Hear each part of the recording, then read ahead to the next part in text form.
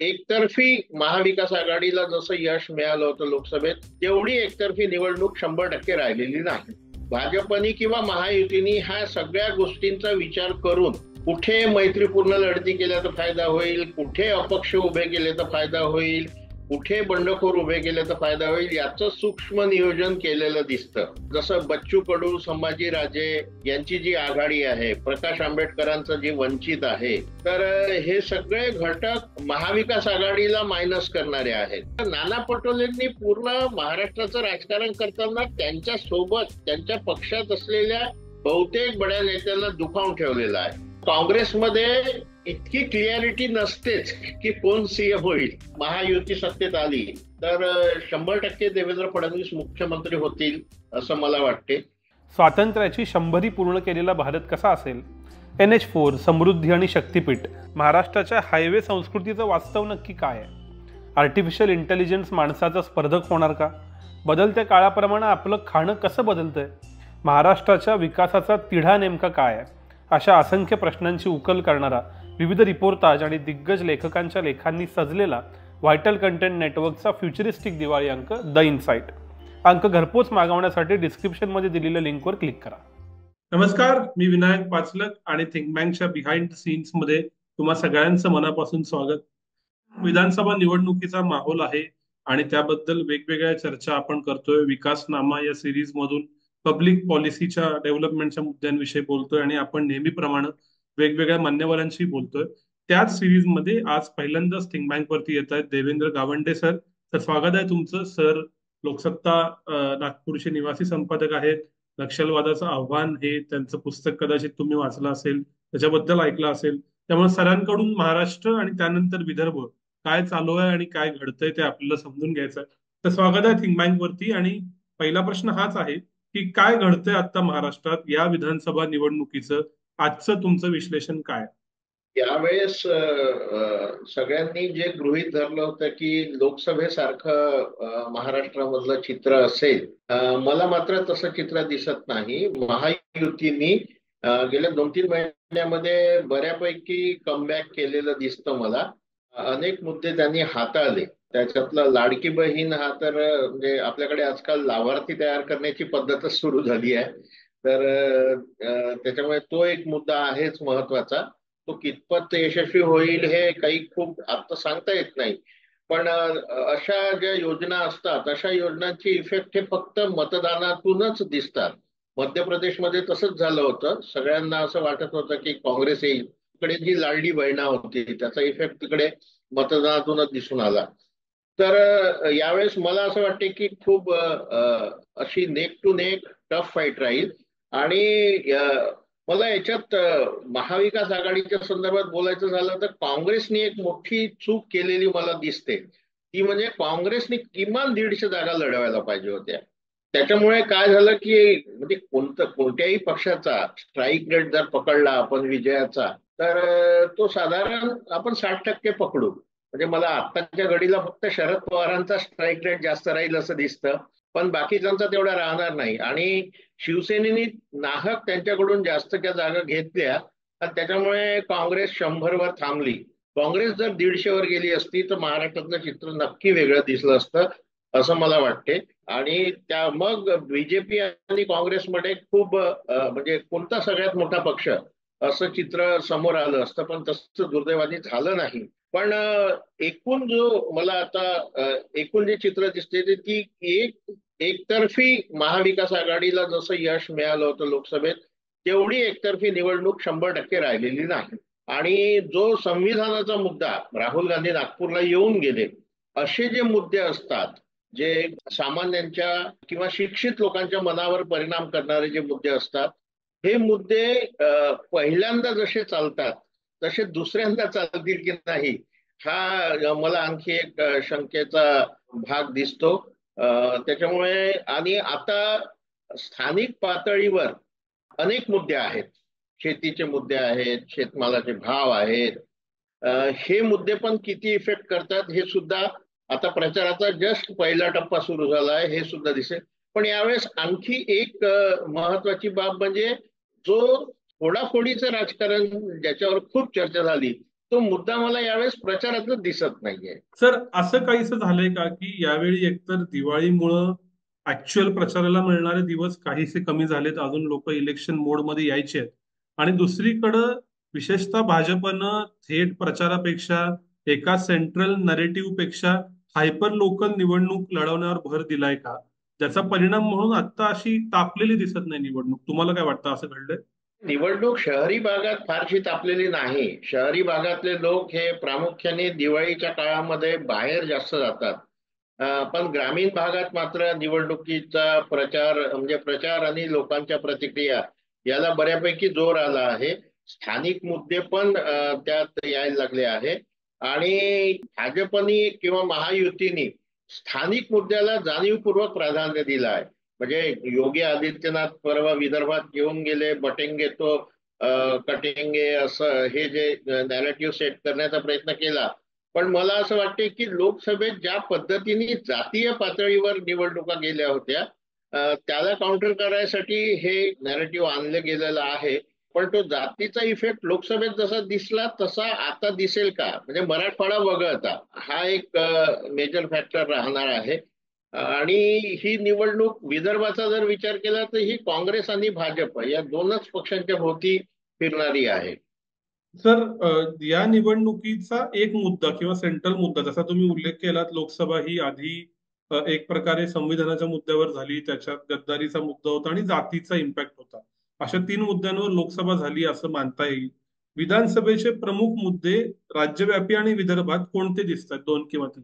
मला एक सगळ्यात महत्वाचा मुद्दा दिसतो तो शेतीशी रिलेटेड दिसतो. कारण आपला महाराष्ट्रामध्ये सोयाबीन आणि कापूस हे पीक बऱ्यापैकी म्हणजे जवळजवळ 75% भागात हे पीक पिकवलं जातं आणि त्याला भाव नाहीये अजिबात. आता भाजपनी प्रचारामध्ये आम्ही हमी भावातला परत देऊ वगैरे असं कालपासूनच सुरू केलं आहे. पण तो मुद्दा शेतीशी संबंधित तो मुद्दा खूपच महत्वाचा आहे.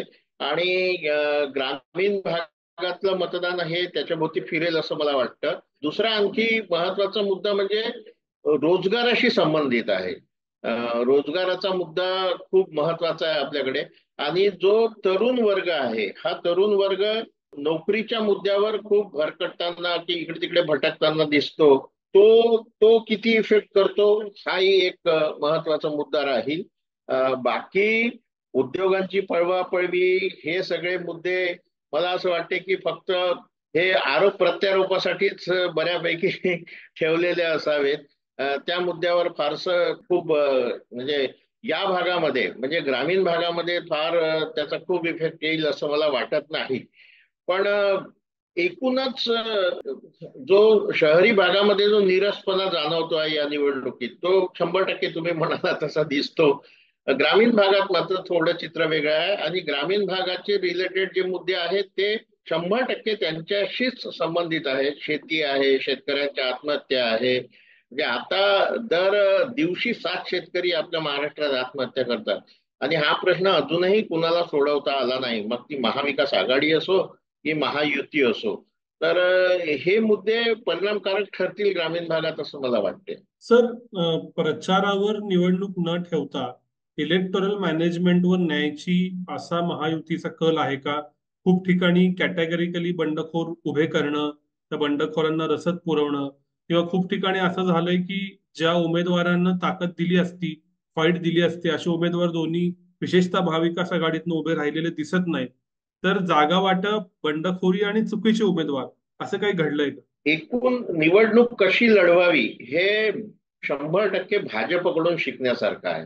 म्हणजे आपण कशा पद्धतीने निवडणूक लढतात, काय लढतात. आणि मला असं वाटते की भाजपनी किंवा महायुतीनी ह्या सगळ्या गोष्टींचा विचार करून कुठे मैत्रीपूर्ण लढती केल्या तर फायदा होईल, कुठे अपक्ष उभे केले तर फायदा होईल, कुठे बंडखोर उभे केले तर फायदा होईल याचं सूक्ष्म नियोजन केलेलं दिसतं. म्हणजे जसं बच्चू कडू, संभाजी राजे यांची जी आघाडी आहे, प्रकाश आंबेडकरांचं जे वंचित आहे, तर हे सगळे घटक महाविकास आघाडीला मायनस करणारे आहेत. आणि हे बऱ्यापैकी अनेक मतदारसंघांमध्ये हे घटक निर्णायक ठरू शकतात. तर हे जे काही आता हे सगळं नियोजन महायुतीने केलं असं आपण आरोप करू शकत नाही. पण अशी एक जी काही एकूणच वातावरण निर्मितीसाठी आणि एकूणच मतविभाजनीसाठी ज्या गोष्टी कराव्या लागतात राजकारण म्हणून, त्या गोष्टी बरोबर पद्धतशीरपणे महायुतीकडून केल्या गेल्या. ज्या महाविकास आघाडीला शक्य होत्या, म्हणजे त्यांच्याजवळ वेळ होता, लोकसभेतल्या इतक्या अभूतपूर्व यशानंतर वेळ होता त्यांच्याजवळ, पण त्यांच्याकडून मात्र या गोष्टी पाहिल्या गेल्या नाही. आणि मला असं वाटतं की याचा फटका व्यक्तिशः असं वाटतं की महाविकास आघाडीला बसेल. सर, आता मी विदर्भाकडे घेतो. भाजप आणि काँग्रेस या दोन्ही पक्षांचं आत्ताचं जे ऑफिशियल प्रमुख नेतृत्व आहे विदर्भातनं येतं. देवेंद्र फडणवीस असतील, नाना पटोले असतील. विदर्भात काय स्थिती आहे, या दोन्ही पक्षांची काय स्थिती आणि या दोन्ही नेत्यांची काय स्थिती? विदर्भामध्ये लोकसभेमध्ये महाविकास आघाडीला 7 जागा मिळाल्या होत्या आणि 3 जागा महायुतीला मिळाल्या होत्या. हे चित्र महायुतीसाठी खूपच निराशाजनक होतं. लोकसभेमध्ये आपलं दलित, मुस्लिम आणि ओबीसी किंवा कुणबी, विदर्भामध्ये कुणबी हा फॅक्टर सगळ्यात मोठा आहे. हा फॅक्टर एकत्र होऊन निवडणुका झाल्या आणि त्याचा फायदा महाविकास आघाडीला मिळाला. आणि हे निवडणुकीनंतर लक्षात आल्याबरोबर भाजपनी, पर्टिक्युलरली भाजपनी, विदर्भाचा विचार केला तर फक्त भाजपनी ओबीसींवर इतक्या योजनांचा मारा केला गेल्या 4 महिन्यांमध्ये, की इतके निर्णय घेतले की त्या निर्णयांनी म्हणजे तो पूर्ण समाज जसा दबून जावा असं झालं. म्हणजे क्रीमी लेअरचे असतील, परदेशी स्कॉलरशिपचे असतील, आणखी कोणते निर्णय असतील, तर हे सगळे निर्णय हे खरोखर फायद्याचे निर्णय आहेत. आणि याचा लाभ, अशा निर्णयांचा लाभ हा थेट लोकांना पोहोचतो. तर या निर्णयामुळे आणि हा सगळ्या ओबीसी संघटनांना विश्वासात घेतल्यामुळे हा जो तिसरा फॅक्टर होता याच्यातला, हा फॅक्टर ओबीसी मधला कुणबी समाजला, हा फॅक्टर पूर्णपणे आता महाविकास आघाडीकडे जाणार नाही. तो जवळजवळ अनेक ठिकाणी तोडला गेला आहे. आणि त्याच्यामुळे इथली निवडणूक चुरशीची झाली आहे काँग्रेस आणि भाजपमध्ये. आणि हे देवेंद्र फडणवीसांनी अगदी पद्धतशीरपणे गेल्या 3 महिन्यात सत्ता असल्यामुळे हे बरोबर करवून घेतलं. तर याचा फायदा मिळेल. पण मागच्या वेळेस भाजपला विदर्भामध्ये 29 जागा मिळाल्या होत्या आणि काँग्रेसला 17 जागा मिळाल्या होत्या. जेव्हा लोकसभेची निवडणूक झाली तेव्हा 42 मतदारसंघामध्ये महाविकास आघाडी समोर होती. भाजप किंवा महायुती फक्त 20 मतदारसंघात समोर होती.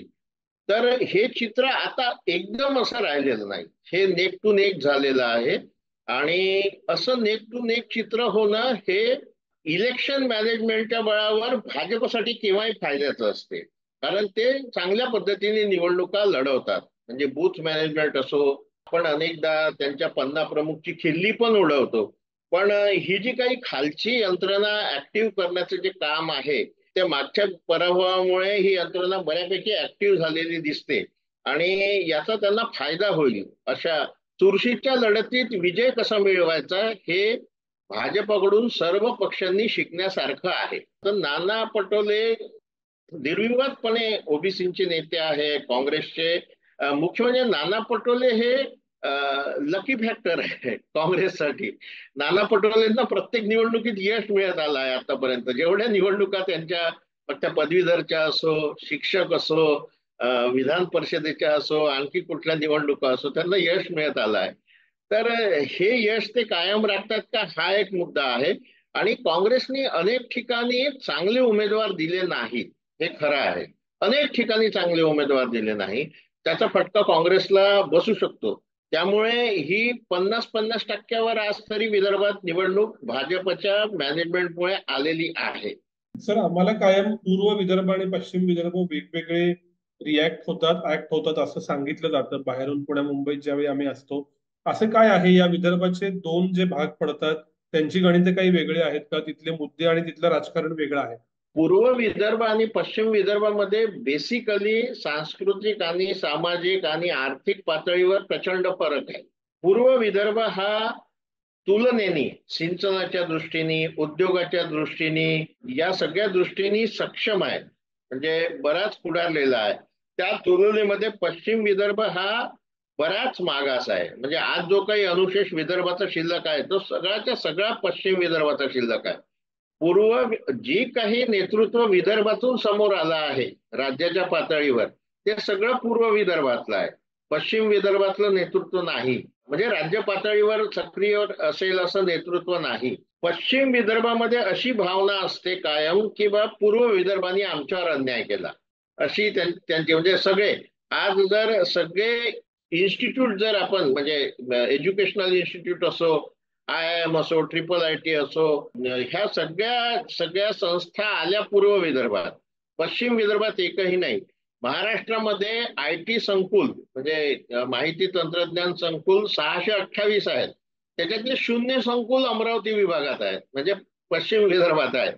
पूर्व विदर्भात 5 आहे. 198 मुंबईला आहेत, 198 ठाण्याला आहेत आणि बाकीचे पुण्याला आहेत. तर हा जो पूर्व पश्चिम विदर्भाच्या किंवा वऱ्हाड ज्याला प्रांत म्हणतो आपण, त्या प्रांतामध्ये ही एक भावना आहे की आमच्याकडे दुर्लक्ष होते. आणि या भावनेला तिथे जोड मिळते ती धार्मिक ध्रुवीकरणाची. पश्चिम विदर्भामध्ये म्हणजे अमरावती विभागामध्ये धार्मिक ध्रुवीकरणावर निवडणुका जातात. त्याच्यामुळे बघा तुम्ही आता यावेळेस योगींच्या जेवढ्या सभा लागल्या त्या पश्चिम विदर्भात लागल्या, त्या पूर्व विदर्भात लागल्या नाही. तर हे असं धार्मिक ध्रुवीकरण, त्याच्यानंतर विकासात मागे असणे, त्याच्यामुळे पश्चिम विदर्भाचे निकाल थोडे वेगळे असतात, पूर्व विदर्भाचे निकाल थोडे वेगळे असतात. पक्षाच्या दृष्टीने जर विचार केला तर पूर्व विदर्भ हा भाजपला आधीपासून अनुकूल राहिला आहे, मागच्या लोकसभेचा अपवाद वगळता. पश्चिम विदर्भ हा थोडासा काँग्रेसला अनुकूल राहिला आहे, मागच्या लोकसभेचा अपवाद वगळता. आता यावेळेस नेमकं कसं चित्र असेल हे बघणं खूप मनोरंजक आहे. पश्चिम विदर्भामध्ये आंबेडकर फॅक्टर, बच्चू कडू फॅक्टर हे काम करणारे आहेत. हे दोन्ही फॅक्टर पूर्व विदर्भात फार काम करत नाही. तर अशा अशा अशा हा जो फरक आहे सगळ्या पातळीवरचा, हा फरक निकालांमधून रिफ्लेक्ट होत असतो. तर गेल्या वेळेच्या निवडणुकांमध्ये खूप मतदारसंघात काही हजाराचं फक्त गॅप राहिला होता. आत्ताच्या लोकसभेमध्ये सुद्धा खूप विधानसभांमध्ये गॅप मार्जिन महायुती आणि महाविकास आघाडीमधली खूप कमी आहे.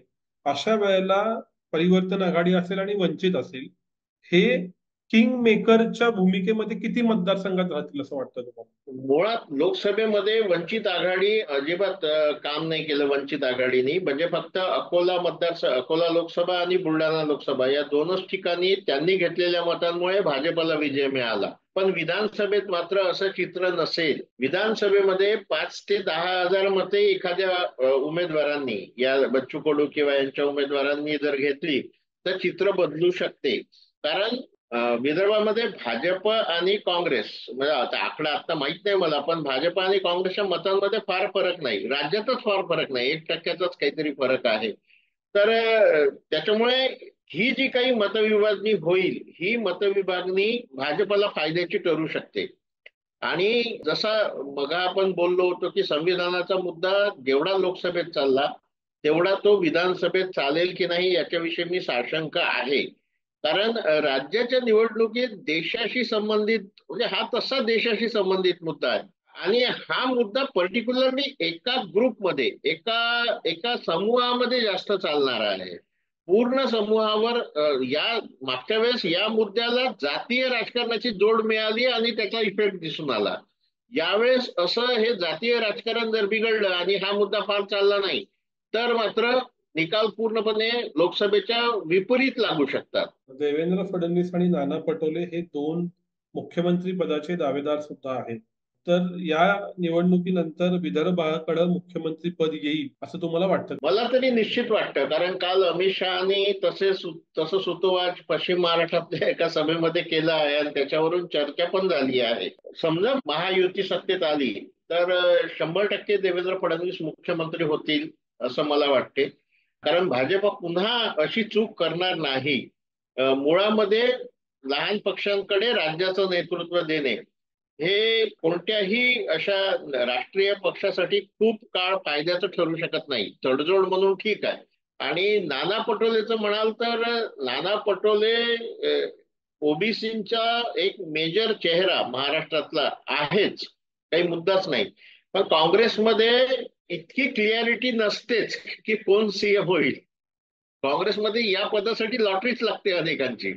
आणि तशी लॉटरी लागली तर ती कोणाचीही लागू शकते. नाना पटोलेची, कारण नाना पटोलेंनी पूर्ण महाराष्ट्राचं राजकारण करताना त्यांच्या सोबत त्यांच्या पक्षात असलेल्या बहुतेक बड्या नेत्यांना दुखावून ठेवलेलं आहे. आणि ते कोणी त्यांच्या सोबत नाही. म्हणजे फक्त राहुल गांधी सोडले तर त्यांच्यासोबत कोणीच नाही, अशी अशी स्थिती आहे. त्याच्यामुळे बाकीचे पण नेते त्या पातळीवर खूप ऍक्टिव्ह होतील निवडणुकीनंतर, जर काँग्रेसचा परफॉर्मन्स चांगला राहिला तर. सर, शेवटच्या प्रश्नाआधीचा पेनल्टिमेट प्रश्न, तुम्ही उल्लेख केला रुरल डिस्ट्रेसचा. तर सोयाबीन, कापूस या मुद्द्यांमुळे निकाल फिरेल असं विदर्भात आणि महाराष्ट्रात किती जागांवरती तुम्हाला वाटतं? आणि मग या मुद्द्यांवर कॅम्पेन प्रत्यक्षात प्रचारात काही फार दिसत नाहीये असं का? मुळामध्ये हे मुद्दे मागच्या लोकसभेच्या वेळेसही फारसे प्रचारात नव्हते. आणि हे मुद्दे जास्तीत जास्त प्रभावी कुठे ठरू शकतात तर विदर्भ, मराठवाडा आणि नाशिक विभाग या तीन ठिकाणी, म्हणजे उत्तर महाराष्ट्र या तीन ठिकाणी हे मुद्दे हमीभावाचे प्रभावी ठरू शकतात. आणि मागच्या वेळेस लोकसभेत हे महायुतीच्या खूप उशिरा लक्षात आलं की या मुद्द्यांमुळे अनरेस्ट आहे. आणि तो अनरेस्ट नंतर ऍड्रेस करण्याचा प्रयत्नही झाला. पण तो शेवटी हे मार्केट इकॉनॉमीशी जोडल्या गेलेलं आहे सगळं. आणि ते काही फार खूप दुरुस्त करायला सरकारला फार वाव नसतो. तुम्ही जास्तीत जास्त भावांतर सारखी योजना आणून लोकांना फरक, म्हणजे जो काही पैशाचा फरक आहे तो देऊ शकता, अनुदान देऊ शकता. सरकारने 5,000 हेक्टरी अनुदान पण दिलं आहे. पण याच्यामुळे 5,000 म्हणजे 100 क्विंटल सोयाबीन पिकवणाऱ्याला 5,000 काही फार फरक पडत नाही. म्हणजे तो खुश नाही होऊ शकत, थोडाफार समाधानी होऊ शकतो. तर हे मुद्दे मला असं वाटतं की हे महाविकास आघाडीकडूनही फार उचलले जात नाहीये अजूनही प्रचारात. महाविकास आघाडी अजूनही संविधान, जातीय गणना, या हे जे काही थोडेसे अस्मितेशी रिलेटेड मुद्दे आहे, याच्याच भोवती फिरते आहे. पण हे मुद्दे पुढच्या आठवड्यामध्ये, म्हणजे पुढच्या सोमवारपासून हे मुद्दे जास्त प्रकर्षाने जाणवतील. कारण जसं जसं नेते प्रचारासाठी ग्रामीण भागात जात आहेत तसं तसं हे मुद्दे रिफ्लेक्ट व्हायला लागले आहे. काल अमरावतीला देवेंद्र फडणवीसांची सभा झाली आणि तिथे त्यांच्या लक्षात आलं की हा मुद्दा आहे, तर लगेच त्यांनी एक स्टेटमेंट काढलं की आम्ही जो काही हमीभावाचा फरक आहे तो नक्की देऊ म्हणजे देऊ. तर हे ऍड्रेस आता व्हायला लागले आहे. तर राहुल गांधी आणि नरेंद्र मोदी, राहुल गांधी नागपूरला येऊन गेले, नरेंद्र मोदींच्या कदाचित विदर्भामध्ये सभा असतील. या दोन्ही नेत्यांकडं विधानसभेसाठी मतं खेचून घ्यायची क्षमता विदर्भासाठी आहे का? आणि यांच्या प्रेझेन्सनं जो काही व्हील आता होऊन गेला राहुल गांधींचा, नरेंद्र मोदींचा होऊ शकतो, काय फरक पडेल? राहुल गांधी आणि नरेंद्र मोदी हे निर्विवादपणे, म्हणजे पूर्ण देशाचेच नेते आहेत, हे 100% खरं आहे. पण राहुल गांधीच्या अजून सभा झालेल्या नाही. आणि राहुल गांधींविषयी जो काही एक फेक नरेटिव्ह सेट झालं होतं आधी, तशी स्थिती आता राहिली नाही. म्हणजे लोक आता विश्वास ठेवायला लागले आहे. आणि नरेंद्र मोदी तर म्हणजे महायुतीचे एकमेव स्टार प्रचारक आणि मोठे नेते आहेतच. त्याच्यामुळे या दोन्ही नेत्यांपेक्षा माझं मत असं आहे की स्थानिक पातळीवर राज्याच्या आणि विदर्भाच्या लेवलच्या नेत्यांकडून होणारा प्रचार जास्त प्रभावी ठरेल. कारण यांच्या भाषणांमधून, आता जी काही भाषणं आपण दोघांची ऐकतो आहे, यांच्या भाषणांमधून राष्ट्रीय मुद्देच जास्त निघतात, स्थानिक पातळीवरचे मुद्दे कमी निघतात. आणि हे पुन्हा दोन्ही पक्ष लोकप्रिय ज्या काही घोषणा आहेत त्याच्याच मागे गेले आहेत. जे बेसिक मुद्दे ऍड्रेस होत नाही आहे असं मला अजूनही वाटतं. तर ते बेसिक मुद्दे ऍड्रेस करण्याचं प्रमाण वाढेल समजा प्रचाराच्या पुढच्या टप्प्यात, तर मात्र थोडासा वेगळा फरक दिसेल. अन्यथा पुन्हा मग लोक लोकल लेवलवर, म्हणजे खालच्या पातळीवर, राज्याच्या पातळीवर, जिल्ह्याच्या पातळीवर जे कोणी प्रचार करणारे आहेत ते कसं ऍड्रेस करतात त्याच्यावरच आपलं मत ठरवतील. तर शेवटचा प्रश्न, समजा उद्या मतदान झालं 10 नोव्हेंबरला, तर विदर्भाचं आणि महाराष्ट्राचं चित्र काय असेल? कोणाला किती जागा मिळतील, तुमचा अंदाज काय? तर मला महाराष्ट्राचा एकूण अंदाज सांगता येणार नाही, कारण मुंबई वगैरे भागात मला काही फार तेवढं माहिती नाही. पण विदर्भामध्ये मी मगाही बोललो त्याप्रमाणे आता तरी 50-50 असं आहे. म्हणजे ज्या 62 जागा आहेत, मला असं वाटते की एक म्हणजे 25 ते 30च्या दरम्यान दोन्ही पक्ष राहू शकतात, काँग्रेस आणि भाजप. देवेंद्र सर, तुमचे खूप खूप आभार. थिंक बँकचा खूप मोठा वर्ग विदर्भात आहे. मात्र आम्ही विदर्भाबद्दल कधी फारशी चर्चा रिजन स्पेसिफिक केली नव्हती. आपल्यामुळं महाराष्ट्राच्या आणि विदर्भाच्या राजकारणावर विशेषत्वाने चर्चा करता आली. पुन्हा पुन्हा त्या त्या वेळेच्या घटनांनुसार बोलत राहूच. पण आज इथंच थांबूया. खूप खूप आभार. धन्यवाद. धन्यवाद.